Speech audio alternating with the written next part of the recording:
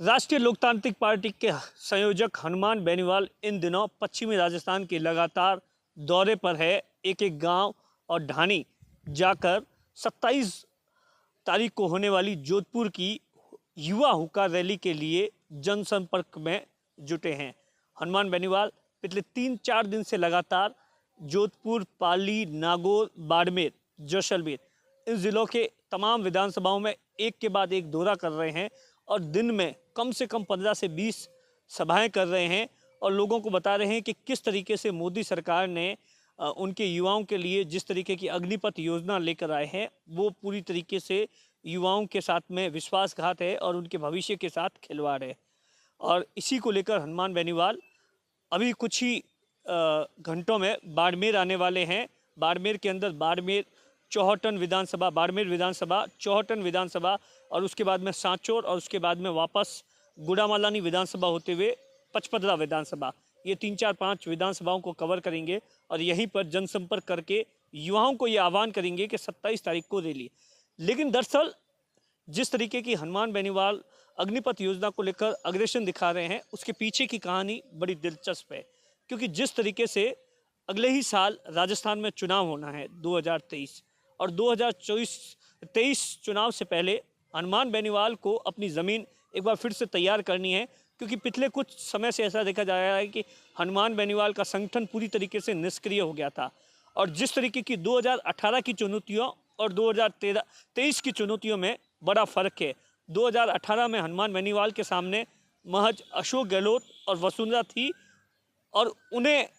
एक तरीके से हनुमान बेनीवाल ने पूरी तरीके से टक्कर देने की कोशिश की और अपने दमखम पर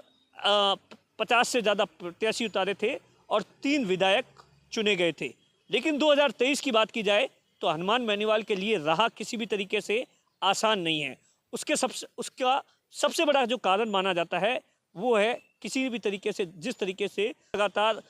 राजस्थान में अपने पैर पसार रही है, तमाम प्रत्येक विधानसभा में जाकर 4-4 सभाएं कर रही है, एक विधानसभाओं में अपने संगठन को मजबूत कर रही है। जो कार्यकर्ता, जो सामाजिक कार्यकर्ता, तमाम जो राजनीतिक दलों से जुड़े हुए हैं या जाति विशेष के लोग हैं, उनसे संपर्क करने में आम आदमी पार्टी और एक संगठन अपना तैयार करने 2023 के लिए। इसीलिए हनुमान बेनीवाल को ही कहीं ना कहीं ये लगता है कि आने वाले समय में जिस तरीके की 2023 की चुनाव की रणनीति है उसमें हनुमान बेनीवाल ने पूरी तरीके से बदलाव कर दिया है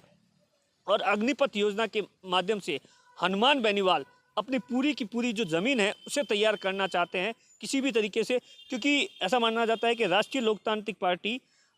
युवाओं की पार्टी है और हनुमान बेनीवाल का युवाओं में खास तौर से बाड़मेर के बाद में अगर जो नागौर, पाली, जोधपुर इन इलाकों में युवाओं में ज़बरदस्त क्रेज़ है। राजस्थान के कई अन्य हिस्सों में भी है। तो जिस तरीके से 2023 के लिए आम आदमी पार्टी चुनौती है तीसरे दल के तौर पर, जिस तरीके से वो उभर रही है, तमाम तरीके के सम्मेलन कर रही है अपने जो संगठन है, उसके बाद हनुमान बेनीवाल को लगा कि कहीं ना कहीं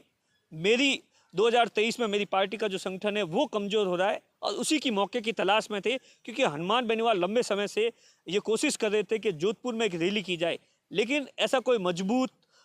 विषय सब्जेक्ट नहीं मिल रहा था कि जिस आधार पर रैली की जाए और लोगों को इकट्ठा किया जाए। लेकिन जिस तरीके से अग्निपथ योजना को लेकर राजस्थान, पूरे देश के अन्य हिस्सों में युवाओं में ज़बरदस्त तरीके से विरोध प्रदर्शन है लगातार, उसके बाद हनुमान बेनीवाल ने यह रास्ता अपनाया कि किसी भी तरीके से अग्निपथ योजना के माध्यम से पार्टी की एक ज़मीन तैयार हो जाएगी और युवाओं में कहीं ना कहीं ये मैसेज आएगा कि युवाओं की आवाज़ बनकर हनुमान बेनीवाल इस मुद्दे को उठा रहे हैं। अब देखने वाली बात होगी कि 27 तारीख को हनुमान बेनीवाल अपनी इस रैली में किस तरीके का दमखम दिखा पाते हैं। दिनेश बोरा, बाड़मेर, राजस्थान तक।